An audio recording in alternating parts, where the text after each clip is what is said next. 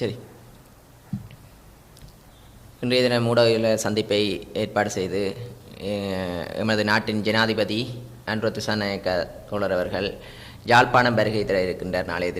நாளைய தினம் 2 மணிக்கு யாழ்ப்பாணம் கிட்டுப்பூங்காவில் ஒரு மக்களை தெளிவுபடுத்துவதற்காக, தேர்தல்கள் சம்பந்தமாக மக்களை தெளிவுபடுத்துவதற்கு நாளைய தினம் வருகின்றார். அதே நேரம் எம்மை பற்றி பலர் விமர்சனங்களை ஏற்படுத்தும் விதமான கருத்துக்களை கூறிக்கொண்டிருக்கிறார்கள். அது தொடர்பாகவும் பூரணமான விளக்கத்தை கூற வேண்டிய தருணம் இருக்கிறது மக்களுக்கு. எதிர்வரும் நாளைய தினம் அன்ரு திசாநாயக்க எமது யாழ்ப்பாணம் விஜயத்தை செய்து யாழ் மக்களுக்கு நாங்கள் என்னத்தை செய்ய போகின்றோம் எதிர்வரும் காலத்தில் வேலை திட்டத்தில். இந்த பிரதேச சபைகள், நகர சபைகள் எமக்கு தேசிய மக்கள் சக்திக்கு இன்றியமையாத ஒன்று என்று நாங்கள் கூறப்போகின்றோம். அதனூடாக மக்கள் இன்றைய தினம் தேசிய மக்கள் சக்திக்கு பூரணமான ஆதரவை கொடுப்பதற்கு தீர்மானித்திருக்கிறார்கள். 17 சபைகளையும் தேசிய மக்கள் சக்தியிடமே பெரும்பான்மை ஆதரவுடன் இந்த தேர்தலில் கொடுக்கப் போகிறார்கள். அதே நேரம் சாவகச்சேரி பிரதேச சபை, நகர சபைகளை இரண்டையும் தேசிய மக்கள் சக்தி கைப்பற்றுவதற்கான சூழ்நிலை பெரும்பாகம் இருக்கின்றது. அது சாவகச்சேரி நகர சபை, சாவகச்சேரி பஸ் ஸ்டாண்டில் நடந்த கூட்டத்தின் ஊடாக எங்களுக்கு தெளிவு ஏற்படுத்தியிருக்கிறது. பெரும்பாலான மக்கள் கலந்து கொண்டிருந்தார்கள். அந்த கலந்து கொண்டது நிமித்தம் நமக்கு தெரிகிறது, சாவகச்சேரி நகர சபையும் பிரதேச சபையும் தேசிய மக்கள் சக்திக்கு உறுதுணையாக பெரும்பான்மை ஆதரவுடன் இந்த நகர சபையை கைப்பற்றுவோம் என்ற இடத்தில் கூறிக்கொள்கிறோம். அதே நேரம் யாழ் மாநகர சபையும் பெரும்பான்மையாக கைப்பற்றுவோம். 17 சபைகளும் தேசிய மக்கள் சக்தியிடம் இம்முறை ஒரே திசையில் பயணிப்பதற்கு நாங்கள் அனைத்து மக்களும் தீர்மானித்து விட்டார்கள். நாங்கள் மக்களுடன் கலந்தாலோசிக்கும் தெரிகிறது. அதனால் ஏனைய கட்சிகள் கலக்கமடைந்திருக்கின்றன, பயமடைந்திருக்கின்றன. நான் பாராளுமன்ற தேர்தலுக்கு முன்கூட்டியே நான் நினைத்திருந்தேன், எமது வெற்றி பெரும்பான்மையாக பாராளுமன்றத்தை தேசிய மக்கள் சக்தி கைப்பற்றும், அதன் நிமித்தமாக தமிழ் கட்சிகள் எல்லோரும் ஒன்று சேர்வார்கள் என்று நினைத்திருந்தேன். ஆனால் அந்த ஒன்று சேரவில்லை. அவர்கள் சுயநோக்கத்துக்காகத்தான் ஒன்று சேர்ந்திருக்கிறார்கள், தேசிய மக்கள் சக்தியை தோற்கடிப்பதற்கு. இன்று வேறு வேறு கட்சிகளில் போட்டியிட்டாலும் அவர்கள் தாங்கள் வெல்கிறோமோ இல்லையோ தேசிய மக்கள் சக்தியை வெற்றியை எப்படியாவது தடுத்து நிறுத்துவதற்கு போலி பிரச்சாரம் செய்கிறார்கள். அந்த போலி பிரச்சாரம் செய்வர்களை பார்க்கும்போது எனக்கு கவலையாக இருக்கிறது. விடுதலை புலிகள் காலத்தில் அவர்கள் எங்கே இருந்தார்கள்? விடுதலை புலிகளுக்கு பயந்து எங்கே இருந்தார்கள்? நாங்கள் ஒன்றை கூற வேண்டும். இலங்கை தமிழரசு கட்சி கூட்டமைப்பு எப்போது உருவாகியது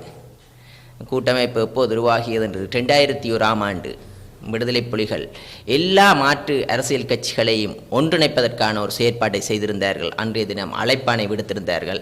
அன்றைய தினம் அழைப்பானை விடுத்தது நிமித்தமாக அவர்கள் அன்றைய கால சூழ்நிலை, அன்று விடுதலை புலிகளை பகைப்பதற்கு யாருக்கும் அந்த நேரம் தத்துணிவில்லை. அதன் காரணமாக அன்றைய தினம் ஒன்றுபட்டிருந்தார்கள். அது பேரளவில் தான் ஒன்றுபட்டிருந்தார்கள். தமிழ் தேசிய கூட்டமைப்பு என்று பதிவு செய்யப்படவில்லை இன்று வரை. ஏன் தமிழ் தேசிய கூட்டமைப்பு என்று இன்று வரை பதிவு செய்யப்படவில்லை? ஏனென்றால் அவர்களது பழைய கட்சிகள் இல்லாமல் போய்விடுமோ? அதில் ஒரே ஒரு ஆள் தான் அந்த கூட்டமைப்பில் இணையவில்லை, ஆனந்த சங்கரி. அவர் எதிரியாகவே இருந்து விட்டார்கள். ஆனால் இவர்கள் எல்லோரும் இணைந்தவர்கள் தமிழர்களுக்கு துரோகம் இழைத்திருக்கிறார்கள். துரோகிகள் பட்டியலில் இவர்கள் தான் சேர்க்கப்பட வேண்டும். எதிரி வேற, துரோகி வேற. அந்த நிமித்தம் தமிழ் தேசிய கூட்டமைப்பு இன்று வரைக்கும் பேரளவில் தான் இயங்கிக் கொண்டிருக்கிறது ஒழிய அது இலங்கை அகில இலங்கை தமிழ் தேசிய கூட்டமைப்பு பேரளவில் இயங்குகிறது. எதிர்வரும் காலத்தில் நாங்கள் ஒன்றை கூறுவோம், இந்த பிரதேச சபைகளை கைப்பற்றுகின்ற பட்சத்தில் அவர்களது இருப்பென்பது இல்லாமல் போவதற்கு காரணம் இருக்கிறது. நாங்கள் மக்கள் நேயம் சிந்திக்கும் போது, மக்களுடன் ஒன்றுபடும் போது கண்டிப்பாக மக்கள் எமக்கு ஆதரவு. எமது அமைப்பானது தேசிய மக்கள் சக்தியானது தமிழ் கட்சியும் இல்லை, சிங்கள கட்சியும் இல்லை, முஸ்லீம் கட்சியும் இல்லை, மனிதநேயம் கொண்ட அமைப்பாக செயற்படும் என்று இந்த இடத்தில் மக்களுக்கு கூறிக்கொள்கிறேன். நேற்று நடந்த ஊடக சந்திப்பில் முன்னாள் சுரேஷ் பிரேமச்சந்திரன் ஒரு கருத்து சொல்லியிருந்தார். தேசிய மக்கள் சக்தி வந்த ஆட்சி கூடமே பிறகு அரசியல் கைதிகளோ காணிப்படி புகழோ ஒன்றும் செய்ய இல்லை. ஆனால் பாதையை துறந்து என்ன செய்கிறாருன்னு சொல்லிடுறார். போன அரசாங்கம் செய்த வேலையை தான் தேசிய மக்கள் சக்தி செய்கிறார்கள் ஒரு குற்றச்சாட்டு சொல்லியிருந்தார். இது தொடர்பில் உங்களை நிலைப்பாடு புரியும்? நாங்கள் போனிய அரசாங்கம் செய்கிறதை செய்யவில்லை. நாங்கள் மனிதநேயம் கொண்டு சிறந்த முறையில் செய்கின்றோம். அவர்கள் முன்னைய காலத்தில் என்ன செய்தார்கள்? சுரேஷ் பிரேமச்சந்திரன் என்பவர் ஜார் யாழ்ப்பாணத்தில் அன்று ஊடகவியலாளர்களை கூட அடக்குமுறை ரீதியாக அடக்கியவர்தான் அவர்களது கட்சி. நாங்கள் ஒன்றை கூறுகிறோம், இந்த ஜாழ் நகரில் பழைய ஆக்களிடம் கேட்டால் தெரியும். மண்டியன் குரு என்றால் ஜார் என்று தேடி அறிந்து கொள்ளுங்கள். நான் அவர்களுக்கு கூறுகிறோம், மக்களை திரும்பவும் ஏமாற்ற முடியாது. இன்று எம்மை பார்த்து பயப்படுகின்றனர் இவர்கள் எல்லோரும். இவர்களுக்கு ஒன்றை கூறுகிறோம், உங்களது பழைய வரலாறுகளை மனதில் நினைத்து பாருங்கள். எவ்வாறு தமிழ் மக்களுக்கு எதிராக செயற்பட்டீர்கள் என்று, தமிழ் மக்களை கொலை செய்வதற்காக எவ்வாறு முன்னைய காலத்தில் நீங்களே செயற்பட்டீர்கள் என்று சிந்தித்து பாருங்கள்.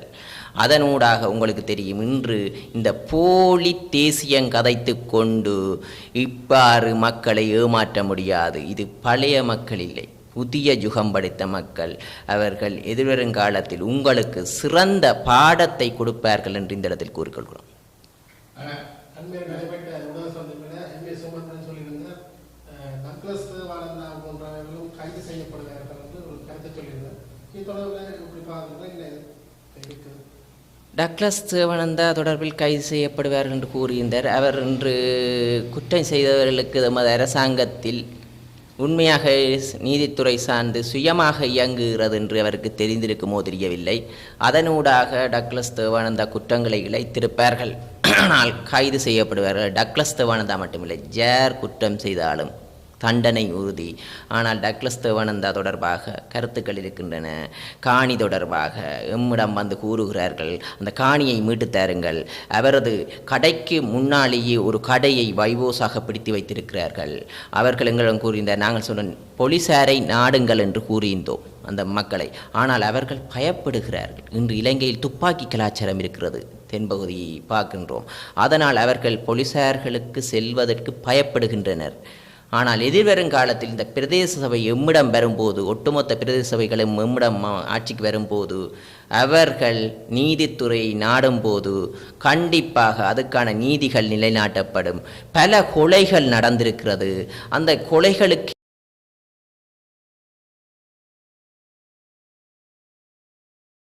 தேசிய மக்கள் சக்தி கொடுத்த வாக்குறுதிகள் தொடர்பாக பெரிய அளவில் நடவடிக்கை எடுக்கவில்லை என்ற விமர்சனங்கள் வைக்கப்படுகிறது. இது தொடர்பாக உங்களுக்கு பதில் என்ன? கண்டிப்பாக நாங்கள் ஆட்சி அமைத்த 5 மாதங்கள், அனுரத்தோழர் அவர்கள் நாட்டின் ஜனாதிபதியாக முதலே தேர்தல் பிரச்சாரத்தில் கூறியிருக்கார், நாங்கள் மாஜாஜாலை வித்தைக்காரர்கள் இல்லை, ஒரு வேலையை ஒரு நாளில் எல்லாத்தையும் செய்ய முடியாது. இவர்கள் கூறுகிறார்கள், நாங்கள் கொள்கை பிரகடனத்தில் குறிப்பிட்ட அனைத்து விஷயங்களையும் கண்டிப்பாக நிறைவேற்றுவோம், அதில் தயக்கம் வேண்டாம் மக்களுக்கே. இன்று 5 மாதங்கள் தான் கடந்திருக்கிறது. நீங்கள் கூறுகிறீர்கள் பயங்கரவாத தடை சட்டத்தை ஒழிக்க வேண்டும், நாங்கள் கொள்கை பிரகடனத்தில் குறிப்பிட்டிருக்கோம். இன விரிசலை குழப்பும் விதமான குடியேற்ற திட்டத்தை நாங்கள் மேற்கொள்ள போவதில் அதுகளெல்லாம் சட்டமாக எதிர்வருங்காலத்தில் வலம் பெறும். நாங்கள் கொள்கை பிரகடனத்தில் கூறிய அனைத்து விடயங்களையும் கண்டிப்பாக நடைமுறைப்படுத்துவோம். ஏனென்றால் முன்னைய ஆட்சியாளர்கள் வெளியிட்ட கொள்கை பிரகடனத்தில் அதுகள் நிறைவேற்றப்படுவது இன்று அது நடைமுறைக்கு சாத்தியமாகிறது. எமது காரணம் என்னவென்றால், நாங்கள் பாராளுமன்றத்தை கைப்பற்றியவுடன் குறுகிய கால பட்ஜெட்டை ஒதுக்கியிருந்த நாங்கள் அதன் பிறகு நீண்ட காலத்துக்கான 1 வருடத்துக்கான பட்ஜெட்டை செய்திருந்தோம். அந்த கால எல்லை இப்போது பட்ஜெட் செய்து பாஸ் பண்ணப்பட்ட பிறகு எமது வேலைகள் இப்போது நடைபெற்ற வண்ணமே இருக்கிறது. மக்கள் இன்று பார்த்து கொண்டிருக்கிறார்கள். இந்த பிரதேச சபை தேர்தலுக்கு பிறகு அதி சீக்கிரமாக பல வேலைகள் நடைபெறும். கண்டிப்பாக பல உண்மைகள் மக்களுக்கு வெளிப்படும். இந்த நீதித்துறைகளை சுயமாக இயங்க விடுவோம் எமது அரசாங்கம். பிரதமர் யாழ்ப்பாணத்துக்கு வந்தபோது மக்களின் கலாச்சார விடயங்கள் புண்படுத்தப்பட்டுள்ளதாக சில புகைப்படங்களுக்கான நிகழ்வுகளை வந்தன. அந்த வகையில் கோயிலுக்குள்ள சப்பாத்து காவுடன் எஸ்டிஎஃப் என்பதாக ஒரு குற்றச்சாட்டு. மற்ற பாதுகாப்பு இல்லை, நாங்கள் சிம்பிளாத்தான் பாரம் என்று சொல்லப்படுகிறது. ஆனால் கடும் பாதுகாப்புள்ள அந்த கும்பாசனைகளுக்கும் அந்த குறிப்பிடத்தக்கது. கண்டிப்பாக இது தொடர்பாக நேற்றைய தினம் அந்த கோயில் நிர்வாகமிடம் கூறியிருந்தது. நாங்கள் அவர்கள் அதை தெரிவிக்கின்றார்கள் என்று சொன்னார்கள் எழுத்து மூலமாக. பிரதமர்களுக்கு ஜனாதிபதிக்கு ஒரு சட்ட நடைமுறை ஒன்று இருக்கிறது. அந்தந்த பிரதேசத்தில் இருக்கும் இராணுவத்திலும் போலீசார்களும் பாதுகாப்பு வழங்குவது அவர்களது கடமை. அதன் நிமித்தமாக பிரதமர் அந்த ஆலயத்திற்கு வரப்போகிறார்கள் என்று தெரிந்தது நிமித்தமாக அந்த பிரதேச போலீசார்களும் இராணுவத்திலும் வந்திருந்தார்கள். உடனடியாக அந்த ஒரு உள்ளே நுழையும் போது செக் பண்ணி அனுப்புகிற நடைமுறை நடைபெற்றது. ஆனால் அந்த கோயில் நிர்வாகம் எம்முடன் தொடர்பு கொண்டு இவ்வாறு நடவடிக்கை நடைபெறுகிறது என்று சொன்னதன் நிமித்தமாக நாங்கள் அந்த நடவடிக்கையை உடனடியாக பிரதமர் செயலகத்துக்கு அறிவித்து பிரதமர் செயலகத்துக்கு ஊடாக அந்த நடவடிக்கையை உடனடியாக நிறுத்தியிருந்தோம். அது ஆலயத்துக்கும் தெரியும், அங்கு வந்த மக்களுக்கும் தெரியும். அதனால் இவ்வாறு போலி பிரச்சாரங்களை செய்கின்றனர். அரசியல் ரீதியாக எம்மை தாக்க முடியாதவர்கள் இவ்வாறான கோயிலுக்கு சப்பாத்துக்காருடன் நுழைந்தார்கள் என்று பொய்யான தகவல்களை பரப்புகிறார்கள்.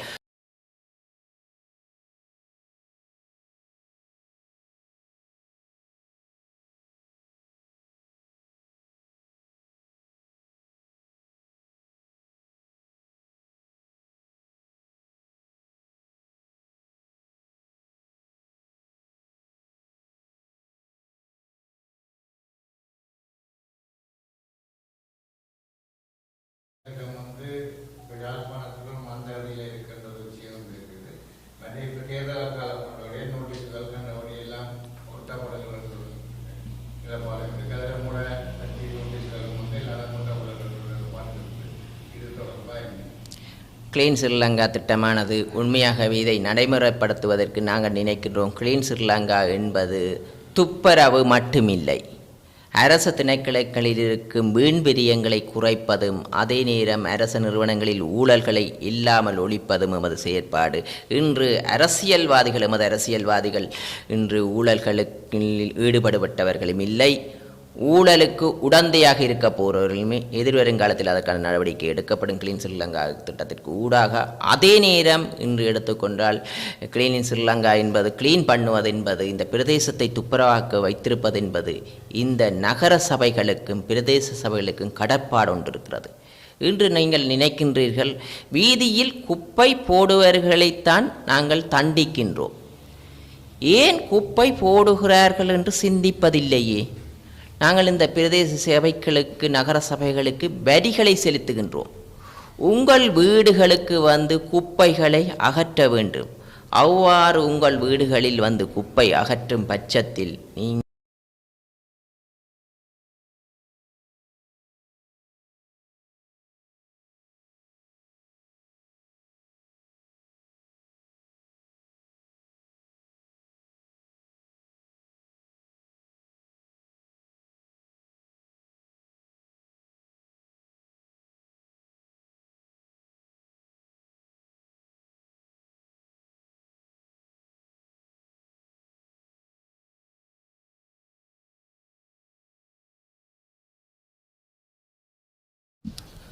எமது யாழ் மாவட்ட பாராளுமன்ற உறுப்பினர் இளங்குமரன் தோழர் அவர்களே மற்றும் எமது அமைப்பாளர் தோழர் அவர்களே, எல்லாத்துக்கும் மேலாக இந்த ஊடக சந்திப்பை நடத்தி கொண்டிருக்கும் மீடியா நண்பர்களே, உங்கள் அனைவருக்கும் எனது இந்நேர வணக்கத்தை தெரிவித்துக் கொள்கின்றேன்.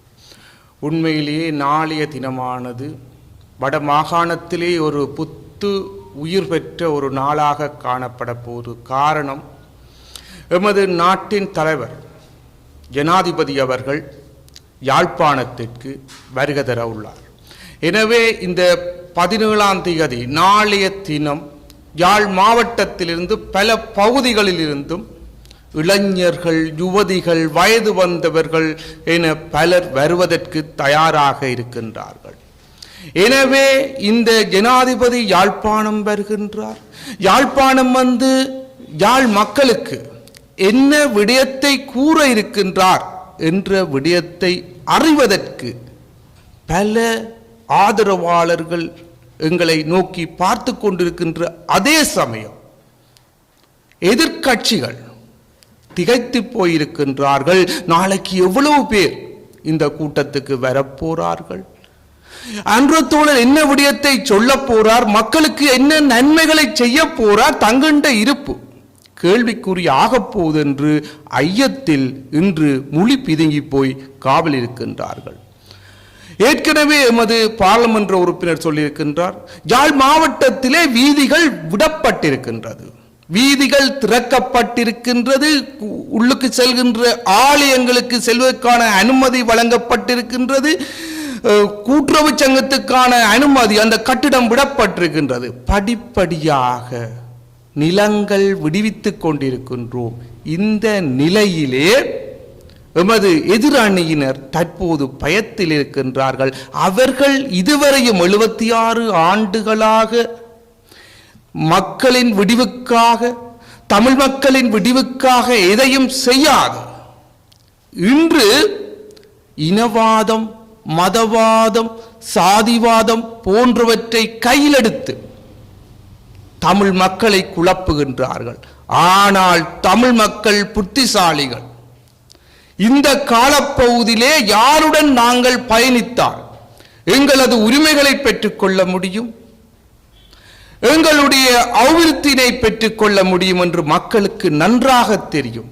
எனவே நாளைய தினம் யாழ் மாவட்டத்திலே கூட இருக்கின்ற மக்கள் தொகை, இந்த உள்ளூராட்சி சபை தேர்தல் எவ்வாறு அமையப்போகுது என்பதை காட்டுவதற்கான ஒரு சந்தர்ப்பம். எனவே அன்பார்ந்த வடபகுதி மக்களே, நாளைய தினம் உங்களை சந்திப்பதற்காக தோழர் அனுரகுமார திசாநாயக்க அவர்கள் வருகை தர இருக்கின்றார். எனவே அந்த கூட்டத்திற்கு இந்த அழைப்பானது உங்களுக்கான தனிப்பட்ட அழைப்பாக ஏற்று அனைவரும் வந்து இந்த கூட்டத்தை வெற்றியடைய செய்ய வேண்டும் என்று கேட்டு விடைபெறுகின்றேன். நன்றி, வணக்கம்.